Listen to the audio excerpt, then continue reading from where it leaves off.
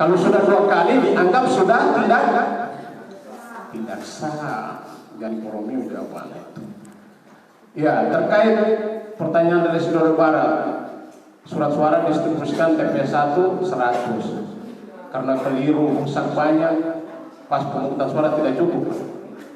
Kalau tidak cukup surat suara di TPS, langkah KPPS melapor ke PPS, PPS ambil tindakan mengambil surat suara di TPS terdekat yang terlebih. Kalau tidak ada lapor ke PPK, PPK akan mengantisipasi semua itu. Bisa gitu Pak ya? Jadi Pemilu kali ini sebenarnya tiada sulit. Yang bikin sulit biasa pemikiran kita, pas kenyataan di lapangan tiada seperti itu.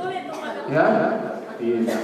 Apalagi pemilu sudah cerdas semua. Cerdas, saya akui semua PTPS yang terpilih ini orang-orang terbaik anti babu. Jadi tidak ragu saya. Ya, apalagi saya tidak usah bawa materi. Baik kita bertanya. Biasa materi disampaikan tidak sama. Maksudnya orang bilang kenapa itu jauh agak kengalung-galung atau lupa kuli. Baik aku bertanya saya, kalau bisa saya jawab saja. Kalau tidak bisa saya lapor ke KPU. Untuk Sidoli Barat ada pemilih 4 orang. Kemarin sudah minta DPTB pindah di Kalimantan. Ternyata sekarang ada di Sidoli Barat. Kembali Pangku 1 orang ya. Desa Pangku 1 orang. Tapi untuk Desa Pangku dia diaktifkan kembali di DPT sehingga dia jadi pemilih aktif, tidak ada masalah. Cuma untuk Sidoli Barat orang yang 4 orang itu dia dijadikan DPK. Ya, tidak boleh lagi jadi DPTB dia. C6-nya tidak boleh dibagikan dan sudah saya instruksikan semua satunya. KPPS maupun PPS tidak boleh. Ada 4 orang itu Pak Mamen menjadi mudah. Ya, oke. Coba bertanya saja dulu supaya hebat kita. Iya. Oke, silakan Pak. Ya, kita langsung lagi. Sudah dijawab 2 komisioner tadi, komisioner Panwas Kecamatan dengan PPK. Jadi 2 versi tapi sama, cuma cara penyampaiannya yang berbeda. Oke, lanjut. Siapa lagi yang bertanya? Versi kedua. Kasih yang lain dulu. Silakan Pak. Atau dulu mikrofonnya supaya Pak Mulyadi mendapatkan.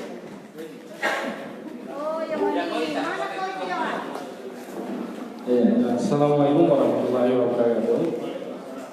Kalau saya simpel saja. Yang pertama yang saya mau tanyakan adalah ketika sistem kita sekarang ini kan belum aktif. Ketika kita laksanakan dalam hal pelaksanaan di lapangan, sedangkan sistem belum aktif, apa yang harus kita laporkan? Ya kan? Terus yang kedua, sekarang ini kan zamannya adalah zaman aplikasi. Ya, Anda bilang kita dalam pengawasan di lapangan harus yang baik, tidak perlulah 24 jam, minimal 6 jam. Karena kalau pagi pasti punya aktivitas masing-masing, siang pun begitu. Nah, terus di malam hari orang tidak perlu lagi harus jalan datang satu rumah. Apalagi sekarang nggak usah pakai status di Facebook, itu sudah awam lah, ya kan? Sekarang di WA itu kan banyak lagi status dari para caleg. Padahal kalau dipikir WA itu hari ini kita buat status kan sampai besok masih terbaca karena 1 kali 24 jam. Nah, ketika selanjutnya kira-kira seperti apa tindakan yang akan kita lakukan? Contohnya kalau kayak saya ini hampir 80% teman adalah caleg dari kalangan DPRD kabupaten, provinsi hingga pusat. Jadi kira-kira seperti apa langkah yang akan kita laksanakan? Sedangkan kadang yang Dapil 2 teman juga buat status mohon dukungan dan doanya, ya kan? Sedangkan saya adalah pengawas di Dapil 1. Ya, itu yang saya utarakan. Terus yang kedua, tingkat ke provinsi, seperti apapun langkah yang harus kita jalani. Ya, terima kasih. Oke. Masih ada yang bertanya? Yang di belakang, teman-teman. Yang tambahan apa tambahan? Tambahan tadi, silakan. Oke, Assalamualaikum warahmatullahi wabarakatuh. Cuma menambahkan saja pertanyaan mengenai tempat pemungutan suara KPPS, karena dalam KPPS ada ketua KPPS yang mempunyai hak penuh di dalam penyelenggaraan. Jadi bagaimana Pak, misalnya seperti berkaca pilkada yang lalu bahwa apa yang disediakan dari pusat, bahwa misalnya ini mengenai bilik suara. Nah, misalnya ada penambahan bilik suara supaya cepat-cepat inisiatifnya dari ketua KPPS, ya buat lagi satu dari DOS barangkali ke penambahan. Jadi bagaimana menyikapinya itu? Terus yang mengenai masalah tadi Pak, belum serek jawabannya dengan saya. Jadi misalnya hanya penyampaian Bapak tadi bahwa hanya cukup satu kali. Misalnya begini, misalnya Bapak ini yang terjadi dengan Bapak ini cukup satu kali. Misalnya ada yang pemilih lain, dia mengajukan dengan hal yang serupa. Nah, berarti jadinya sudah 2 kali. Mungkin itu saja. Terima kasih. Ya, masih ada lagi. Kita cukup 3 orang, kalau tidak kita kontak kepada narasumber. Itu bisa. Bagaimana misalnya sampai di tempat jaringannya yang bagus, tempatnya yang sudah menguntungkan, hasilnya juga tidak bisa, maka proses manual tadi boleh dilakukan. Mudah-mudahan ini tidak keliru, ini Pak Sek, nanti sebentar kami tambahkan. Saya lanjut dengan persoalan apa yang disampaikan tadi terkait media Facebook.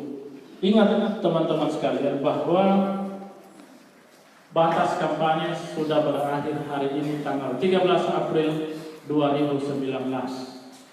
Bagaimana dengan penertiban APK? APK itu akan ditertibkan pada tanggal 14, harus sudah steril semua. Jadi jam 12.00 lewat sedikit, maka APK kalau ada yang berminat mau kasih turun sendiri itu. Misalnya ada baliho dipasang di seberang halaman rumahnya, tidak ada masalah dibuka. Selanjutnya Bapak Ibu sekalian, memang di media Facebook ini ada berbagai macam model pertemanan. Saya saja berteman dengan para caleg, apalagi teman kita yang satu tadi. Kemarin saya sudah pernah minta bahan keterangan dia di sekret terkait hal itu. Memang dia kebanyakan berteman dengan caleg. Biasanya kita ditandai. Pertama, sepanjang kita tidak membalas statusnya tadi, itu tidak ada masalah. Sepanjang tidak kita like statusnya tadi, itu tidak masalah. Tapi tolong sebagai pencegahan, kita inbox dia messenger atau ke messenger WA, sampaikan, minta maaf ya, jangan saya ditandai, saya ini penyelenggara sekarang KPPS. Sampaikanlah bahasa dengan bagus. Kalaupun terjadinya hanya itu seperti itu terus, saya pikir ini masih bisa dikoordinir, maksudnya masih bisa dimaklumi sepanjang kita mengabaikan statusnya tadi. Melalui, kalau hanya ditandai tidak ada masalah. Tapi tolong ingatkan yang bersangkutan, masuk di messengernya, apakah WA, messenger WA atau messenger di FB Anda, sampaikan. Minta tolong saya jangan ditandai, saya ini penyelenggara, nanti saya dipecat. Bahasakan saja seperti itu. Tidak mungkin teman-teman Anda tidak mengerti.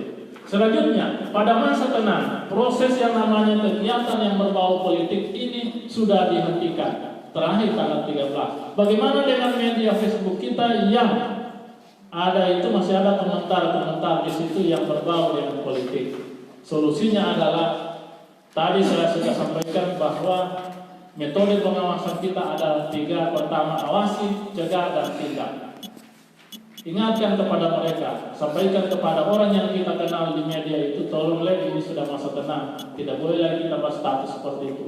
Inbox saja dia atau messenger atau datangi langsung, pola pencegahannya seperti itu.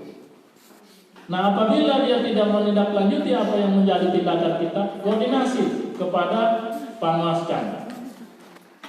Selanjutnya nanti Panwascam yang akan mengambil sikap ditindaklanjuti atau bagaimana. Bapak Ibu sekalian yang saya hormati, itu barangkali beberapa hal penjelasan saya terkait dengan pertanyaan teman-teman. Jadi di sini adalah narasumber di sini pertanyaan yang terkait dengan pengawasan, maka saya yang menjawab. Tapi secara teknis Pak Ketua BPK akan menjelaskan. Gitu. Jadi untuk persoalan teknis yang ditanyakan tadi, saya minta kembali kepada rekan saya, rekan kerja saya Pak Ketua BPK untuk menjelaskan. Silakan. Iya, oke. Ini saya komentar sedikit soal Facebook. Teman-teman punya Facebook ini bahkan seluruh Indonesia pasti pertemanannya cuma 5.000. Kalau sudah 5.001 tidak terkonfirmasi lah. Tapi kalau saya punya Facebook 15.000 saya punya teman. Karena saya dapat bonus dari pemilik Facebook yang ada di Amerika sana. Sehingga dari 15.000 teman saya di Facebook hampir 6.000 caleg. Dan hampir setiap hari men-tag bahasanya ke saya. Dia punya postingan ke saya. Apa saya bilang? Situ kau kempes karena saya cuek. Cuek saja yang begitu kalau kita penyelenggara. Ketika kalian tanggapi, like atau komen, di situ kita diragukan sudah integritasnya kita. Ya, makanya saya tidak mau, biarkan saja. Saya mau hapus juga ketika dia jadi caleg, Sasu tidak jadi PPK, ketemu di jalan dia cuek dengan saya. Ya, makanya tidak usah dialog. Ya, itu kalau dari saya. Terkait pemilih yang salah tukar tadi, keliru coblos, Pak Manu salah, ganti satu, datang lagi dari Lemo ini salah juga, tukar lagi. Yang penting satu orang itu jangan 2 kali. Kalau 100 orang salah tukar, biarkan saja, tukar lagi. Ya, habis surat suara, lapor ke PPS lapor ke PPK, antisipasi surat suara yang kosong. Supaya tidak terjadi kesalahan seperti itu, setiap masuk 25, ketua KPPS menjelaskan tata cara pencoblosan. Kalau dijelaskan dengan baik, tidak mungkin masih masalah. Kalau masih masalah, diragukan orang punya IQ itu. Ya, iya, jelaskan itu. Kalau Bapak bisa menjelaskan, kok masih masalah, bakalan jorong. Kecuali di sengaja. Makanya biasa juga kan tidak sengaja.